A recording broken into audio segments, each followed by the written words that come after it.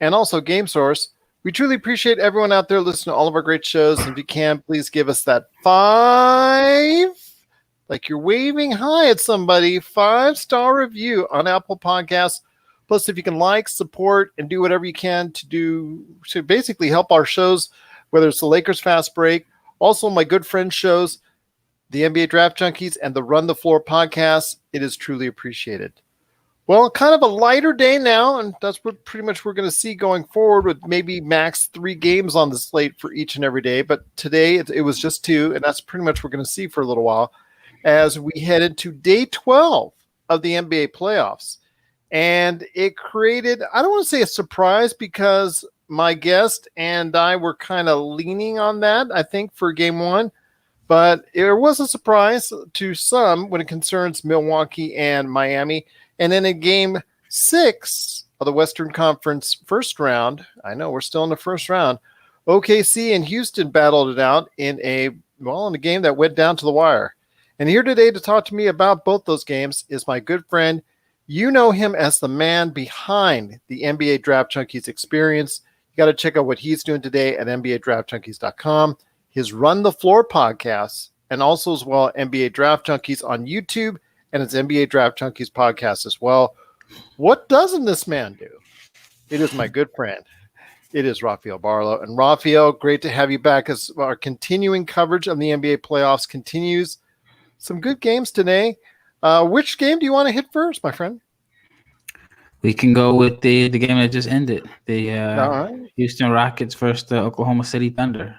Well, let's do that. Let's do that indeed. It was a very close victory for the Oklahoma City Thunder. The clutch performers that,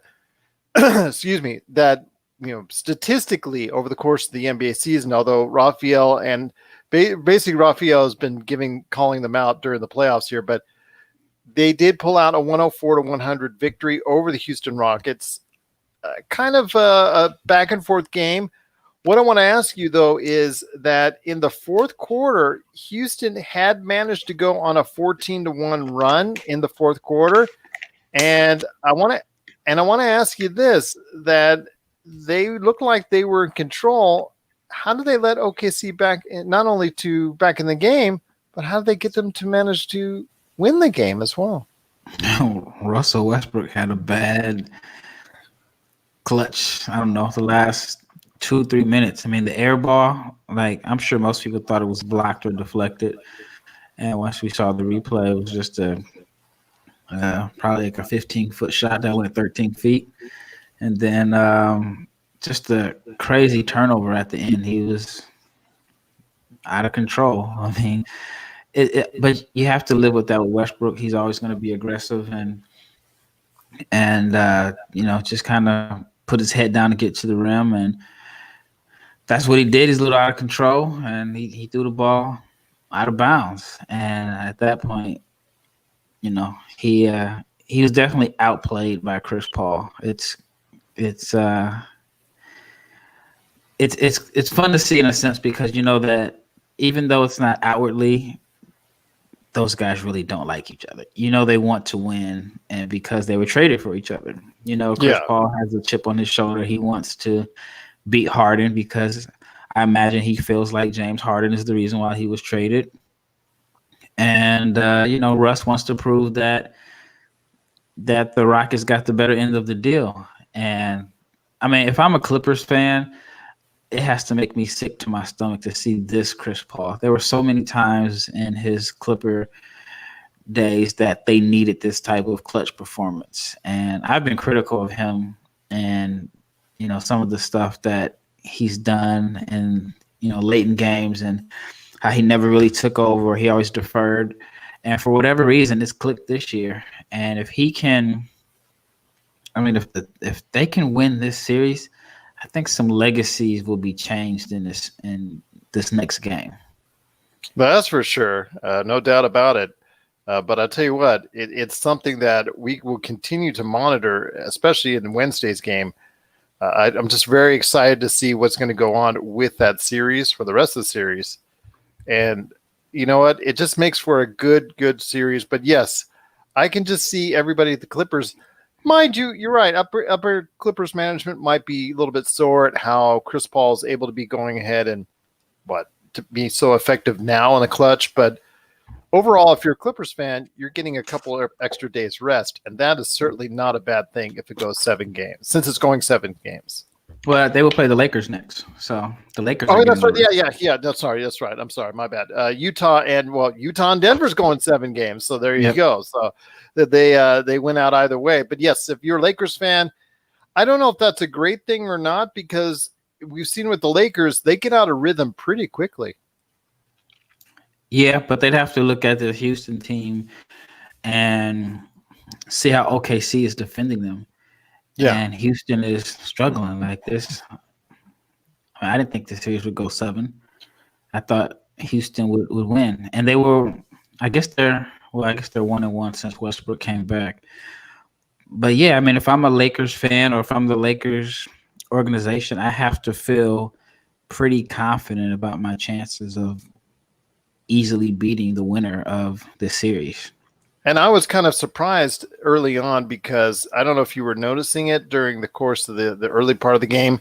Dort picked up 3 quick fouls, and the Houston offense was designed to let him and Terrence Ferguson shoot all they wanted to shoot, and they were accommodating. And Oklahoma City just was shooting terrible with those two shooting from the 3-point area. But again, Oklahoma City found a way to veer off of those two and find their own niche. And I was very pleased by Shai Gilgeous. I don't know to say getting a sense of retribution, but looking a lot better this time around. Yeah, he did look better, but let's not forget Dort hit those 2 back-to-back threes. Yeah. And those were big shots, even though they were, they were like 9 minutes left in the game, 10, something like that. But it was a confidence builder. I mean, that was a 6-point swing, him hitting those threes. And, I'm glad that he shot them confidently. Like, I know Terrence Ferguson. I used to work with him when he was in high school. And he seems like he's totally lost his confidence in his shot. And he's only shooting them because he's wide open. It's like he doesn't want to shoot them. Yeah. But he's not looking confident in his shot. And, the numbers, he's been struggling all year. And then Dort has came in and, kind of took his spot in the rotation and took his minutes. And everybody knows that Dort is not a good shooter. But for him to have the confidence and let those 2 fly back to back, he made them.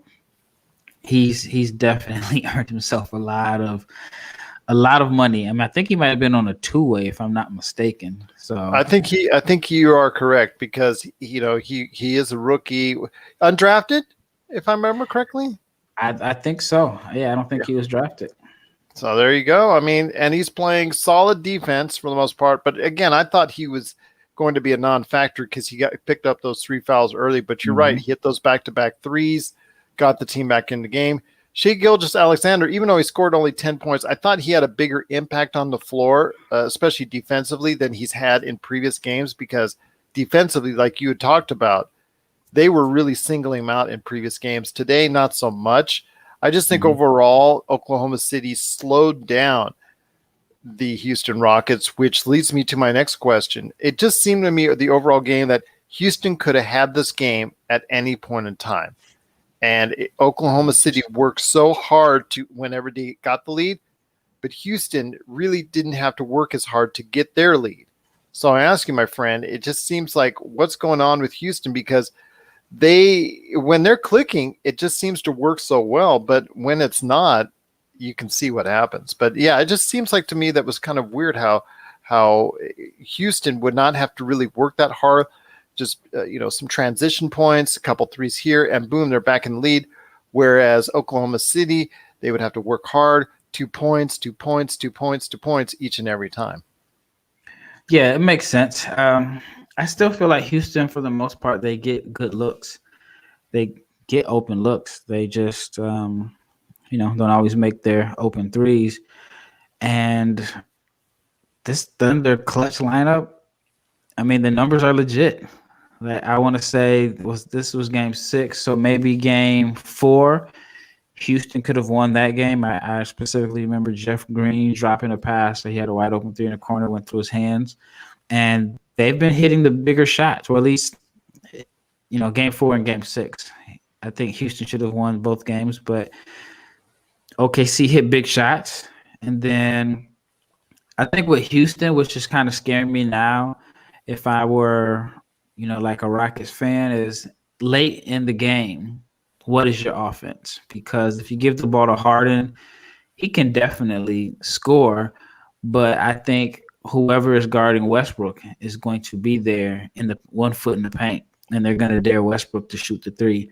So I think that makes it tougher for Harden to drive, while Harden is he's your franchise guy, he's your best player.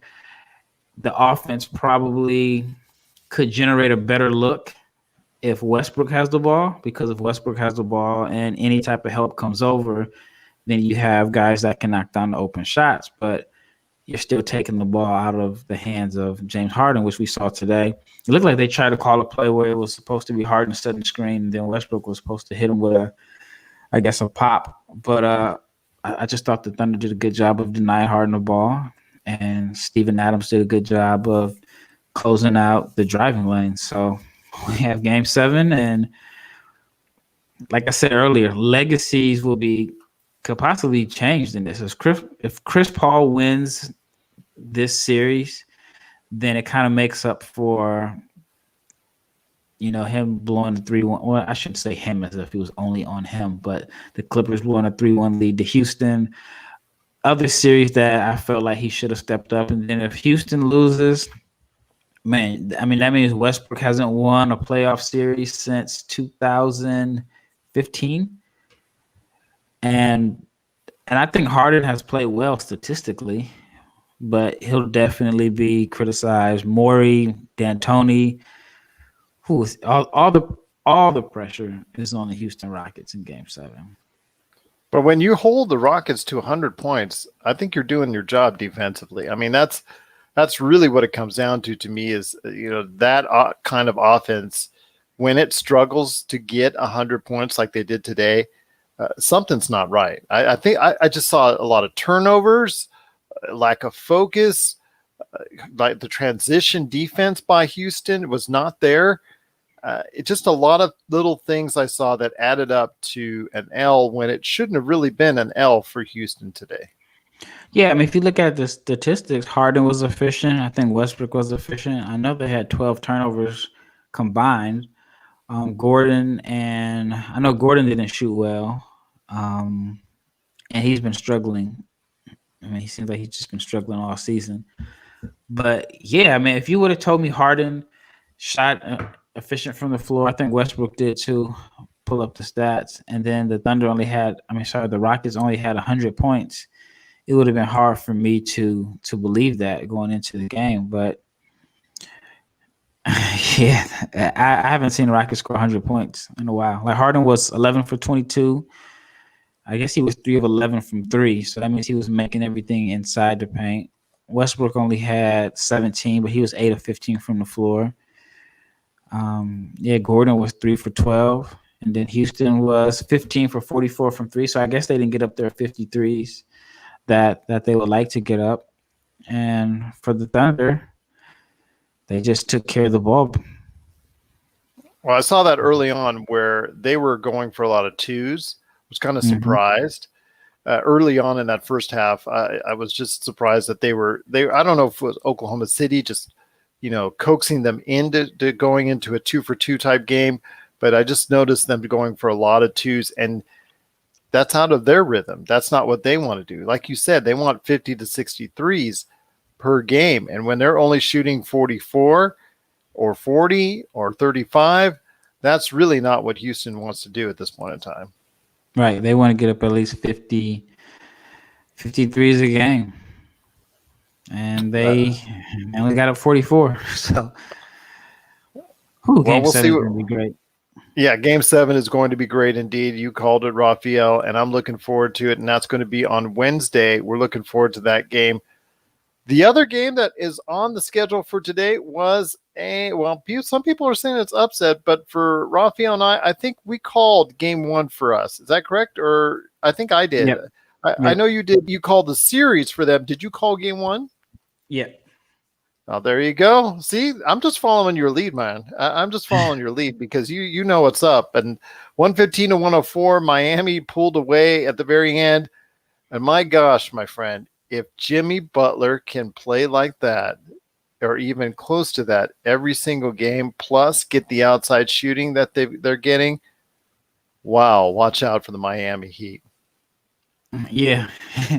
Watch out for the Miami Heat. And speaking of teams being sick, if you're Philly, you have to be sick that Butler's not there. Minnesota, Chicago, all these teams had issues, or Jimmy had issues there. And, he kind of developed a reputation as, not the easiest guy to play with or work with. But it seems to have worked in Miami. And, man, he outplayed Giannis today. Even though, they're not necessarily matched up against each other head to head, but as far as just superstar to superstar, he won this battle easily. I think Giannis only had, is it 18 points? Yep. At first, I thought it was a typo. But yeah, they, I really believe that Miami, it's only game one. And, game one in the Blazers series, I kind of overreacted and so on. But I think that Miami has, they got Giannis's playbook in their hand. Every time he went to do a move, they were there. It's not like he has a lot of moves anyway, but they just cut off his water. And Milwaukee's offense is all Giannis. You take him out, and they're going to struggle to generate points. So you have to be worried if you're a Bucks fan. And that's what I wanted to ask you. Okay, if you're Budenholzer, you're coaching the Bucks, and you have the defensive player of the year on your team, why are you not putting him on Jimmy Butler, at least for a couple reps, just to see how it looks? I don't know. I don't know. Like he said, that's not what the coach wanted. And maybe he feels like Giannis is a better help defender. And I think in a sense, even with like Anthony Davis, if he's not guarding the best player and you have someone else guarding the best player, and Davis is on somebody that's not a great offensive player and he's allowed to just roam free, he just changes so much. So I don't know if that was the game plan or not, but like you said, a player to, give him a different look. It makes sense to me, but we're not getting paid the big bucks. So no, I guess not. But I'm telling you, I've heard these past couple of years, Giannis is the only man in the NBA that can guard, 1 through 5. He can guard point guards. He can guard centers. He can guard forwards. Anybody on the floor, he can guard. Why is he not guarding Jimmy Butler? As Jimmy Butler's going off for 40, as he's continually torching Chris Middleton, as he's going over George Hill. And I'm thinking to myself, I'm not mad or anything about it, but I'm thinking to myself, Giannis is on the floor.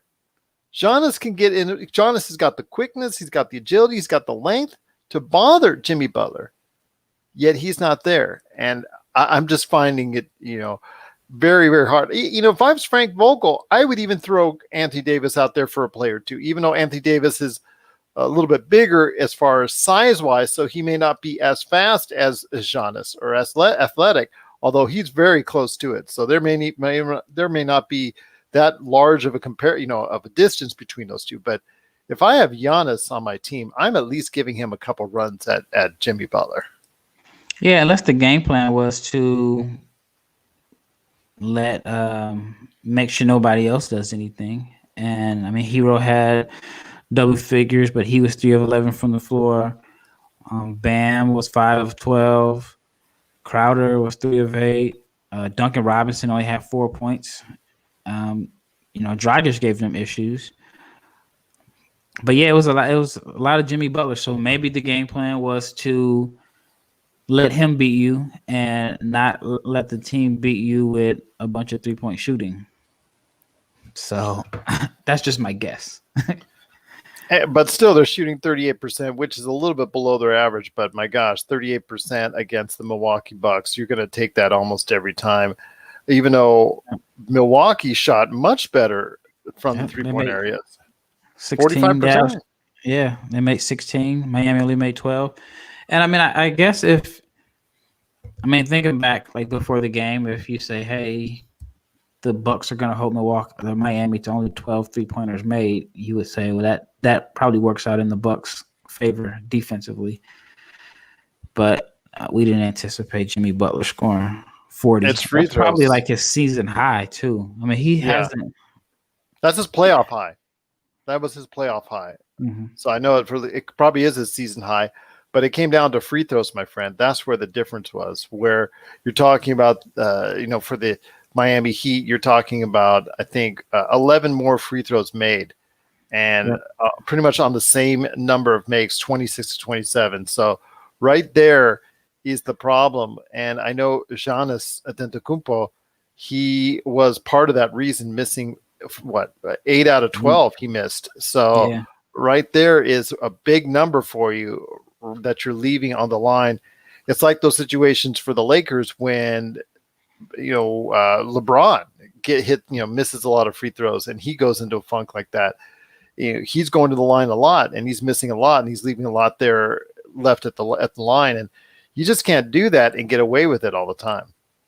Yeah, if Milwaukee makes, they went to the free throw line just one different. If Milwaukee shoots free throws at the same percentage as Miami, they win. There you go. Pretty much down to it. But yeah, going forward, this is going to set a sign that even with Miami having only 2 players really do well in this game, they still managed to pull out the victory. So I ask you, my friend, game 2, I'm expecting a Milwaukee charge, ignited, some enthusiasm, some energy from them. So it's going to be really hard to have them not win game 2. But overall, what does this do for the confidence for Miami going forward? It has to do a lot. They already are a confident group. But then again, I think Milwaukee lost a first-round game last year, too, if I'm not mistaken. Did they? Well, they lost to Orlando. They lost to Orlando this year, but I think they lost another one last year in the first round or game 1. So maybe this is. But they were up. What were they up before Toronto came back and beat them?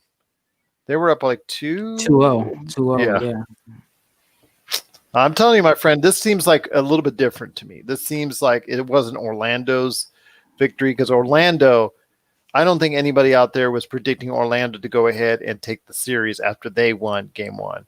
I think this has a different feel and a different vibe to it, because I think maybe it's because it's in the second round, or maybe it's just a sheer matchup itself. Just to me, it just seems like it's a very different vibe with this victory tonight by the Miami Heat. Yeah, but I also feel like Orlando exposed some weaknesses, because Orlando should not have even been competitive with Milwaukee. Orlando was missing Aaron Gordon, who you could arguably say is their best player, second best player. And then they were missing their best defensive player. So you can say they were missing. I don't know if Isaac would have started, but they're missing 2 of their better defenders and 2 of their better players. At the minimum, they're missing 2 of their top 6 rotation guys. And they competed with Milwaukee. Even like the last game, it wasn't as lopsided as you would have thought of a number 1 seed that was pretty much healthy going against an 8th seed that was minus 2 of their top 6 rotation players. So I feel like they kind of exposed Milwaukee a little bit, and then Miami. Miami wanted this matchup. That they already had a game plan prepared for this matchup as soon as the seeding went out, because they probably figured that they were going to get by the Pacers. And so the pressures are going to be on Milwaukee next game. Even though there's no home crowd, or, it's not like if you go down 2-0 at home, then you're in trouble because you got to go on the road the next two. But for Miami, I'm confident. I'm definitely confident that we can beat this team. Well, if you start going down 2-0, then you start hearing those voices as you talked about in the back of your head.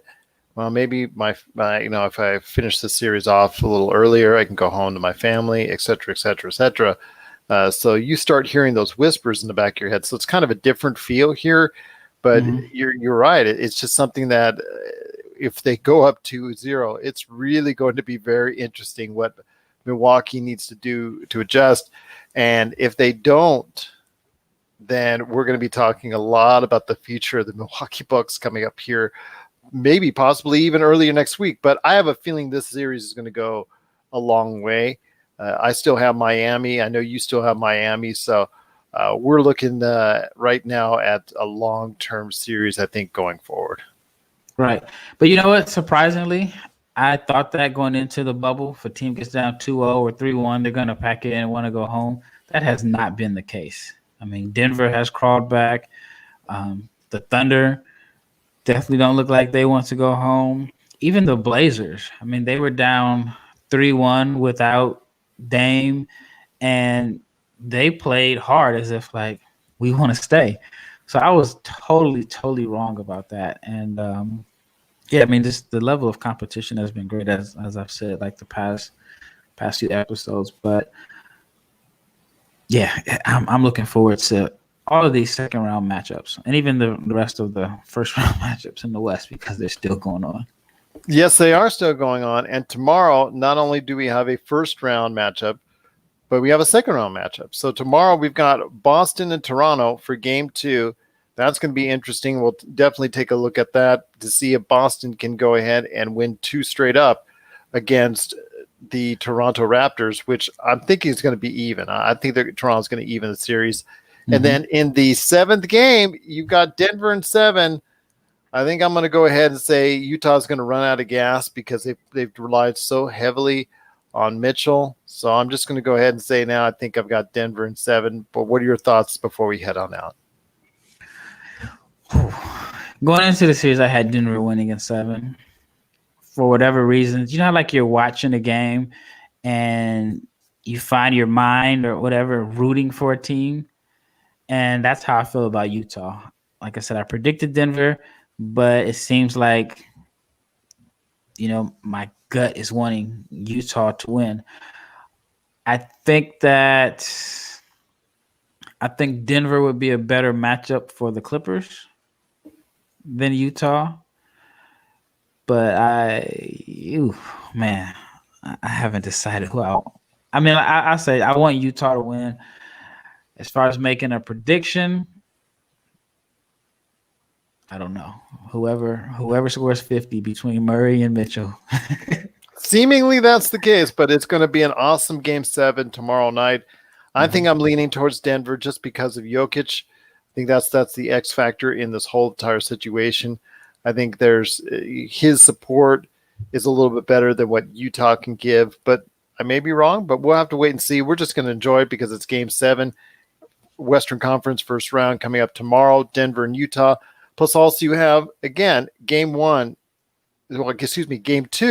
of the Eastern Conference second round between Boston and Toronto. So we're looking forward to both these games. But before we head on out, my friend, you got to go ahead and give everyone an update on what's going on with your awesome experience known as the NBA Draft Junkies. Same every day. Every day is the same, just adding content. And I've put up my mock draft 2.0. So I have the lottery version and the second version, which is picks 15 through 30. I'll start working on a second round soon. And then I had opened it up on my last video for people who, I guess, oppose my picks for a team or they feel like they have a better big board. I opened it up to where they could come on the show as a guest and talk about their big board and maybe even like contribute. And so I've had quite a few emails that I'll look over in the next day or so. So we may maybe sometime this week, but definitely in the near future, have different guests come on and talk about their big boards. And it's kind of like I'm opening up the floor for different draft junkies to giving them a platform to talk about the NBA draft. So that should be fun. And you just never know. I may find someone that can really add value to the site and, just kind of make it a real experience. That's or a better experience. Yeah, it's got to be a better experience because we already got a great experience already. And if everybody wants to check out what he does, best place to start off with is NBA Draft Junkies on YouTube. You see, again, the videos row by row by row by row. If you're watching on Facebook Live, it is just truly incredible. If you are an NBA Draft fan or an NBA Draft Junkies, or an NBA Draft Junkie, there's no better place to go than NBA Draft Junkies on YouTube, NBADraftJunkies.com. And remember, he not only has one podcast, he has two, an NBA Draft Junkies and the Run the Floor podcast. For us right here at Lakers Fast Break on Twitter, he is at Barlowe500 and at NBA Draft Junkies on Twitter. You can always find all the good stuff that we do, some of it anyways, at also, of course, Lakerholics.com.